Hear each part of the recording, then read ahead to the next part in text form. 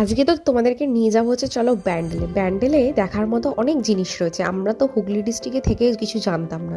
তো আমি, সুভাষিস আর কাকিমা তিনজনে মিলে চলে এসেছে হচ্ছে ব্যান্ডেলে। তো ব্যান্ডেল থেকে আমরা সোজা চলে এলাম মেরি বাবার মন্দিরে।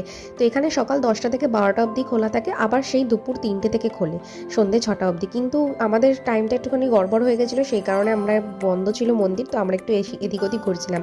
তো কাকিমার জন্মদিন ছিল বলে কাকিমাকে একটা গিফট দিয়েছিলাম, সেটা তোমাদের নেক্সট ব্লগে দেখাবো। তারপর যথারীতি 3টে বেজে গেল, আমরা ভেতর দিয়ে ঢুকতে থাকলাম। কত এখানে দেখো ফুলের বাগান, আর এখানে জাতি ধর্ম নির্বিশেষে সবার জন্য এখানে কিন্তু মন্দির, মসজিদ, গির্জা সব রয়েছে একই মানে জায়গায়, তোমরা সব কিছু দেখতে পারবে। আর এই জায়গাটা এতটাই মনোরম যে কি বলবো। আর যদি তোমরা এখানে এসে ভোগ খেতে চাও তাহলে কিন্তু আসতে হবে তোমাদেরকে সকাল 10টায়। 10টা থেকে 12টা অবধি টিকিট এখানে দেওয়া হয়, আর 12টা থেকে 2টো অবধি এখানে ভোগের খাওয়া দাওয়া করানো হয়। তো মন্দিরের ভেতরে যেহেতু ফটো তুলতে দেয় না, বাইরে যতটা পেরেছি ফটো তুলেছি। তারপর বিকেলবেলা আমরা চলে গেছিলাম হচ্ছে